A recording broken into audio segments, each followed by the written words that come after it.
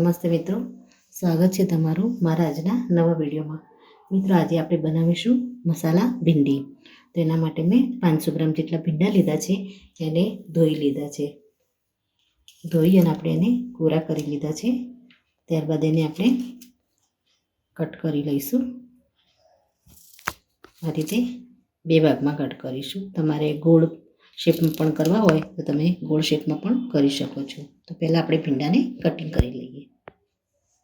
મિત્રો, ભીંડાને આપણે કટિંગ કરી લીધા છે. આને આપણે સાઈડ પર મૂકી અને શિંગદાણાને અને ધાણાને આપણે શેકી લઈએ. મિત્રો, આપણે પેનમાં 1 ચમચી જેટલા શિંગદાણા લઈ લઈશું.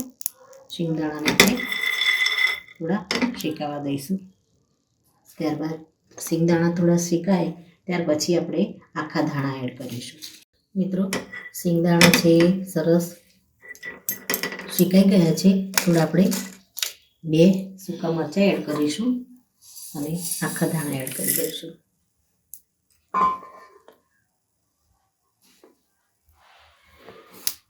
થોડું આપણે મરચાં અને ધાણાને શેકાવા દઈશું.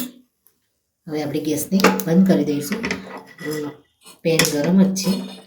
હવે આપણે એમાં મીઠી લીમડીના પાન એડ કરી દઈશું અને આ વઘારને આ શેકેલા મસાલાને આપણે મિક્સર જારમાં ઠંડુ પડે એટલે ક્રશ કરી લઈશું. મિત્રો, આપણે મસાલાને મિક્સરમાં પીસી લીધો છે. આપણે ભીંડાને વઘારવાની શરૂઆત કરીએ. સૌ પહેલાં વાસણમાં આપણે તેલ લઈ લઈશું. તેલ થોડું ગરમ થાય એટલે આપણે એમાં રાઈ એડ કરીશું.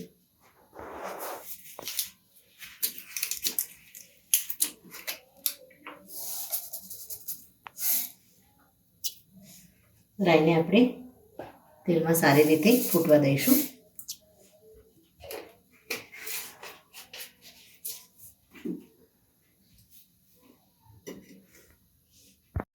મિત્રો, આપણે હવે આમાં લસણ એડ કરી દઈશું અને ભીંડા એડ કરીશું.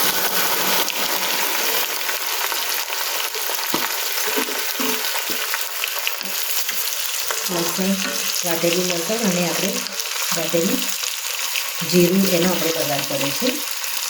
ભીંડા એડ કરી અને આપણે સારી રીતે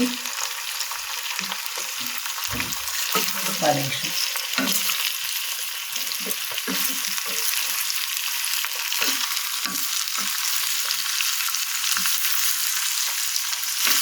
હવે આપણે મીઠું એડ કરી દઈશું. આમાં જેથી ભીંડા છે એ જલ્દી સોફ્ટ થઈ જાય. હાલ આપણે કોઈ મસાલા એડ નહીં કરીએ. ભીંડાને બસ તેલ સાથે અને લસણ જીરાના મસાલા સાથે જ આપણે બધી જે ચીકણાશ છે એ દૂર થઈ જાય ત્યાં સુધી આપણે એને થવા દઈશું. ગેસને આપણે મીડિયમ રાખીશું. મિત્રો, ભીંડા સરસ એવા કૂક થઈ ગયા અને સરસ એવી સુગંધ આવી રહી છે. આપણે 2 થી 3 લીલા મરચાંને કટ કરીને રાખ્યા છે. એને પણ આપણે આની અંદર એડ કરી દઈશું. હવે આપણે લાસ્ટમાં જે મસાલાને મિક્સરમાં પીસી અને રાખ્યો છે એને આપણે આમાં એડ કરી દઈશું.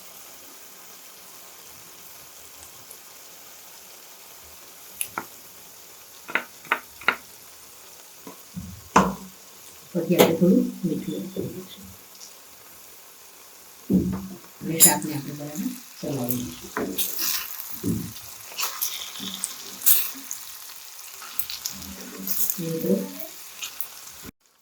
મિત્રો, ભીંડા સરસ એવા સોફ્ટ થવા લાગ્યા છે તેલમાં.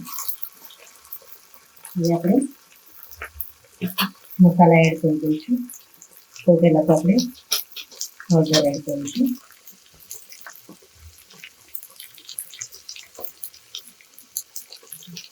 ત્યારબાદ મરચું એડ કરી દઈશું. આપણે ખાસ થોડી લાલ મરચું લીધી છે.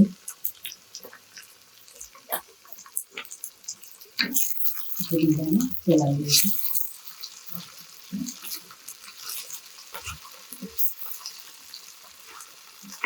જોઈ શકો છો ભીંડા આપણા રીતે ચોખ્ખા પણ નથી અને સરસ એવા ક્વોન્ટિટી એની ઓછી થઈ ગઈ છે. ભીંડા આપણા ચડી ગયા છે એટલે આપણે હાઈ ફ્લેમ ઉપર જ આવી રીતે ચલાવતા રહીશું જેથી પ્રોપર થઈ જાય. ત્યારબાદ આપણે ધાણા વરિયાળી ત્યારબાદ આપણે ધાણા અને સિંગ અને લીમડાનો જે મિક્સરમાં પેસ્ટ કરીને લીધા છે એને આપણે એની અંદર એડ કરીશું. વરિયાળીનો ઉપયોગ આપણે નથી કર્યો. ધાણા આપણે શેકીએ ત્યારે વરિયાળી ધાણા અને સિંગની ખૂબ જ સરસ સ્મેલ આવે છે અને પીસેલો મસાલો આપણે આની અંદર એડ કરીશું તો શાકમાં પણ ખૂબ જ સરસ સુગંધ આવે છે.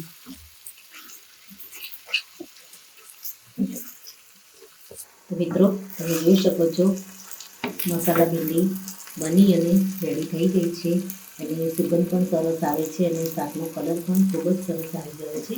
હવે આપણે ગેસને બંધ કરી દઈશું અને મસાલા ભીંડીને આપણે સર્વ કરી દઈશું.